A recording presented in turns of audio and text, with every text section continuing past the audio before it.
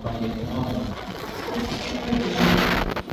Sa mga pagsasalo natin, nakita natin na dalawang tao ang pinagpakitaan ng anghel.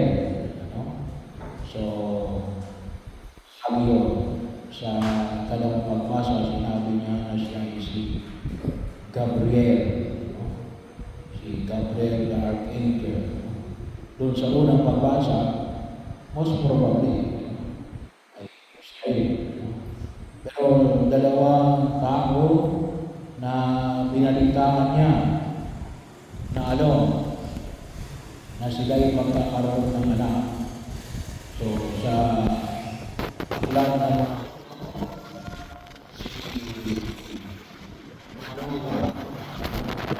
mula sa Biblia, bahagi ho, ang Evangelyo ay si Zacarias. Bahagi na kung saan ay pinamanin natin na sila ay magkakaroon ng anak. Hindi sila magkaroon ng anak. Ito,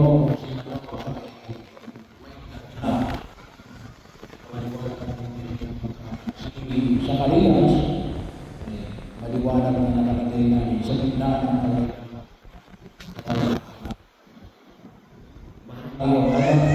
naging anak nila yan sina kay Manoah, si Samson, si Zacarias, si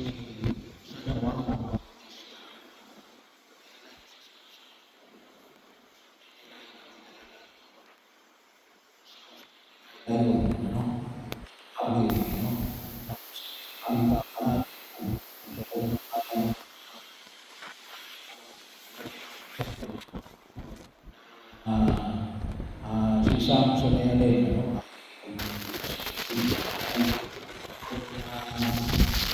warrior laban sa mga Palestine.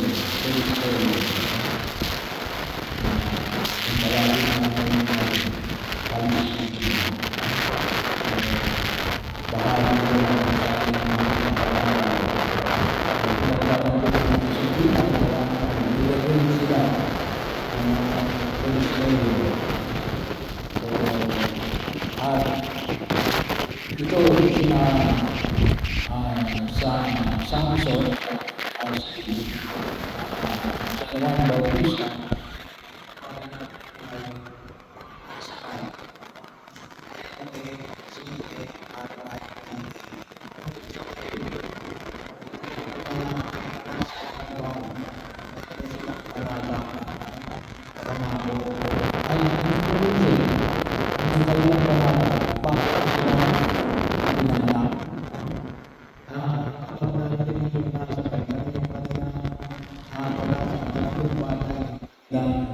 ipinapanaka. Una, katulad ng ginawa nito sa banal na kasulatan, ay na ang ipinaaya dito na alin na sila hindi titigil ng alak.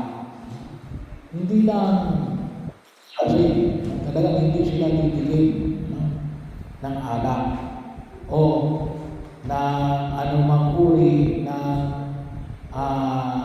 inumin na kalalasin. Pero siyempre, nung panahon ngayon, sa Israel, ang kanilang ginagamit na alak ay mula sa buwas. Tayo, niyog tayo. So, bahagi yun. Kaya, sa kanila kapag sinabi mong Nazarite, kahit Diyos, kahit na great Diyos, hindi sila tumitikin noon. Ano pa? Yung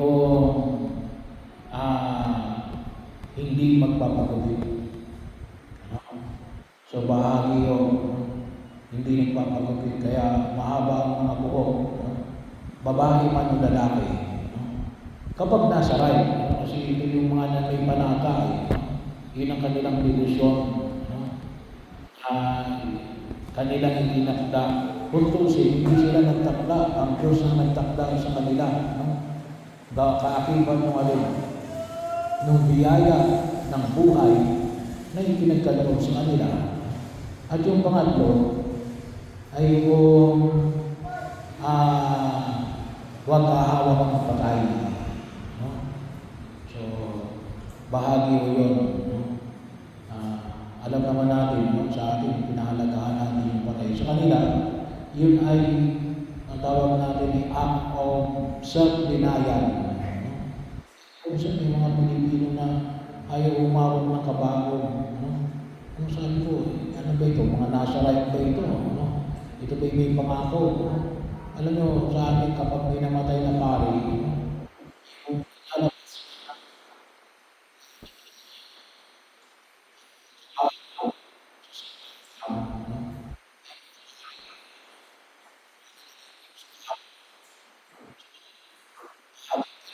Ito yung kapag sinabi mo sila ay may pangako bilang Nazarite, itikim ng alak. Tikim lang hindi yung maglalasing, talagang tikim. No?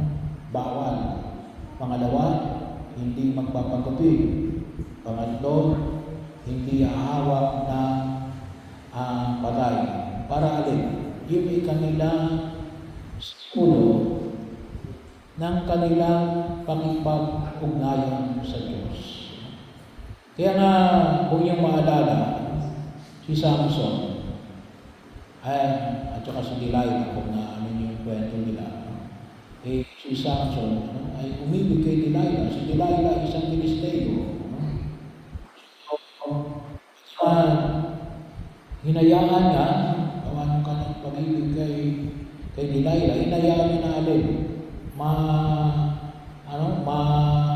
masilo siya, at alin, maputol yung kanyang buhok. Kaya nangyari, nung naputol ang kanyang buhok, nawalan siya ng lakas. Nagkaroon ng break yung ugnayan niya at saka ng Diyos. Bahagi yun. Kasi yun yung pagkilala ng kanilang pagtugon sa kanilang mga ipinangako, yung pagtatalaga ng kanilang sarili bilang buhay na paghahandog sa Diyos. At bahagi yun na kung saan ay makita ko natin, ano ngayon yung hamon na pinanagsabi ng buong may kapal. Makita natin na sabi nga natin ay ano ba kayong nauuna? Pagpapala o misyon? Akala ng iba, tayo misyon para tayo pagpalain. Hindi ho. No? Kaya tayo nagmimisyon kasi tayo ay pinagpala. Nauna yung pagpapala. Kaya binigyan ng anak sina Manoa at Zacarias, bakit may misyon na gagampanan si Samson para magtatanggol sa mga Israelita laban sa mga Filisteo. Si Juan Bautista bilang tagapanguna ng ating Panginoong Jesucristo. Pero ano yung nauna? Nauna yung pagpapala. Susunod yung misyon. Huwag natin kalimutan. Kaya tayo ay nakapaglilingkod sapagat kinikilala natin. Kaya napakahalaga yung pagkilala natin sa biyaya ng Diyos, sa mga ipinagkakaloob niya sa iyo. Yung mga Katolikong Kristiyano, meron tayong mga misyon. Kung tawagin natin yung bukasyon, literally, ano yun? Yung buhay ng asawa. Bahagi mo yun. Ama ng tahanan at asawang lalaki. Pagkakataon na kung saan yung makita natin, pagkataguyod na pamilyang Kristiyano. Napakahalaga rin ang makita natin na yun ay mapahalagahan natin. Ano yung pangalawa? yung buhay konsagrado o kung tawagin natin ay single blessedness. Maging madre, brother, kahit na may mga bahagi na kung saan ay nagtalaga ng sarili, binata at dalaga na inilaan ang sarili na alin. So, yung tawagin na natin ay single blessedness. Hindi yung wala kang asawa pero hindi ka naman banal.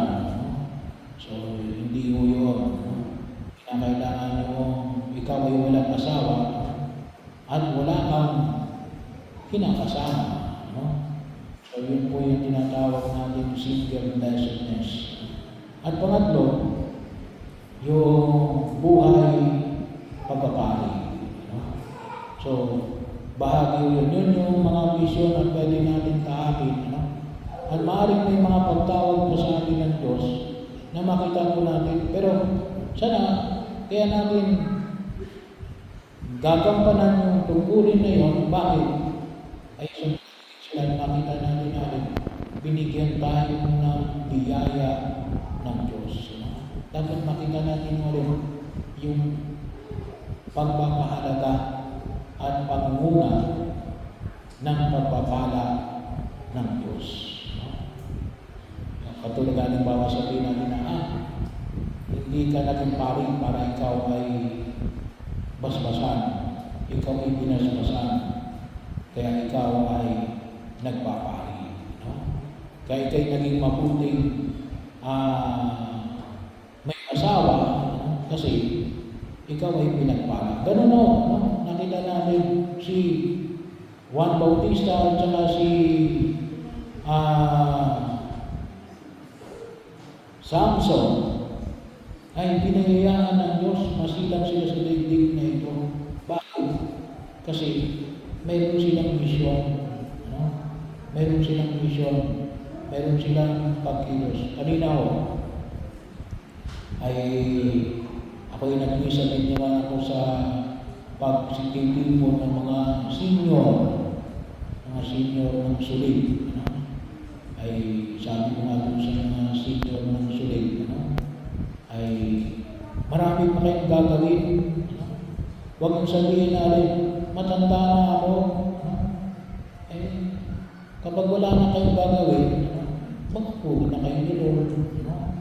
So, sana makita nyo na may buhay pa. Kaya ako binigyan ng buhay kasi bakit? May mission pa ako. Yun dapat yung pagkaunawa natin.